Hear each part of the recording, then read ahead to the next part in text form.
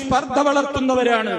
മാത്രമല്ല ഇങ്ങനെ ഇത്തരത്തിലുള്ള തിന്മകൾക്കെതിരെ മാന്യമായി പ്രതികരിക്കുന്നവരെ കുറിച്ച് ഉന്നത വകുപ്പിലുള്ള ആളുകൾ പോലും പറഞ്ഞതെന്താണ്? ലഹരിയേക്കാൾ മാരകമായ കൊടും വിഷമാണ് ഈ തിന്മക്കെതിരിലുള്ള സംസാരക്കാർ ഇവിടെ ചീറ്റിക്കൊണ്ടിരിക്കുന്നത്.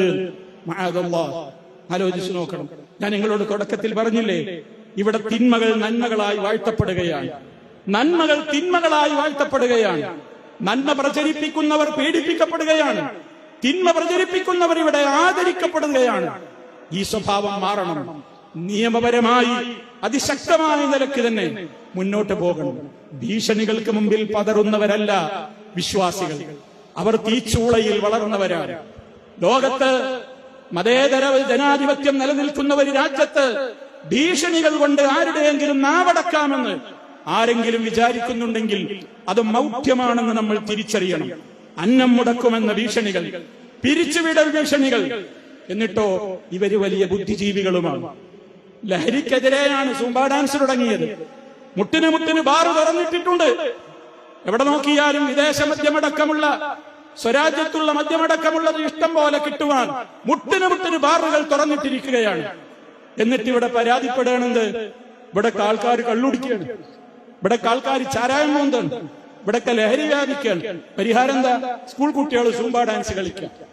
നല്ല ബുദ്ധിയാണിതൊക്കെ. വീടുകൾ മുഴുക്കെ മലർക്കെ തുറന്നിട്ടിട്ട് ഒരുത്തം പുറത്തു വയ്ക്കുകയാണ്. എന്നിട്ടോ കള്ളം വീട്ടിന്റെ ഉള്ളിൽ കയറിയിട്ട് വീട്ടിലെ സാധനങ്ങളൊക്കെ എടുത്തുകൊണ്ടുപോയി. എന്നിട്ട് വീട്ടുകാരൻ പറയണെന്ത് എന്താ ഇനി ചെയ്യാ? കള്ളം കയറിഞ്ഞതിന് എന്താ കാരണം? ഇതിനെന്താ പരിഹാരം? ഇതേപോലെ തലമുകഞ്ഞാലോചിക്കുന്ന വിഡ്ഢികളുടെ ലോകത്തല്ലേ ലഹരി മാറുവാൻ വേണ്ടി ആ ലഹരിയിലേക്കുള്ള കൂട്ടിക്കൊടുപ്പായ ഇത്തരത്തിലുള്ള ഡാൻസുകളെ പ്രോത്സാഹിപ്പിക്കൽ എന്നാരെങ്കിലും പറഞ്ഞാൽ അവനെ താലിബാനിസ്റ്റെന്നോ അവനെ തീവ്രവാദി എന്നോ പറഞ്ഞതുകൊണ്ട് ഒരു പ്രയോജനവുമില്ല. ഇത് ജനാധിപത്യ രാജ്യമാണ്.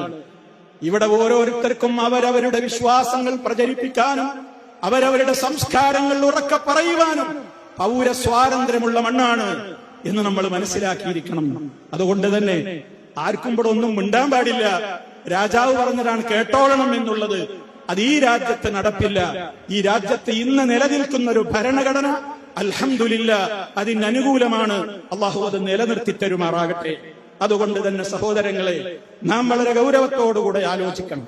അതെന്തെങ്കിലും നടന്നോട്ടെ, അവിടെ എന്തെങ്കിലും നടന്നോട്ടെ, അവിടെ എന്തെങ്കിലും ആരെങ്കിലും പറഞ്ഞോട്ടെ, ഞാൻ ഒന്നിലേക്കുമില്ലേ എന്നാ ഒന്നും അറിഞ്ഞില്ല എന്ന ഒട്ടകപ്പക്ഷിയുടെ നയമുണ്ടല്ലോ, പരലോകത്ത് രക്ഷപ്പെടുകയില്ല, പരലോകത്ത് രക്ഷപ്പെടുകയില്ല.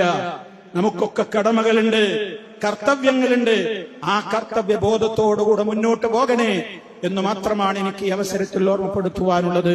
അല്ലാഹു സുബ്ഹാനഹു വ തആല നന്മയുടെ വക്താക്കളായി ജീവിച്ച് മരിക്കുവാനും തിന്മക്കെതിരെ പോരാടുവാനുമുള്ള ആർജവം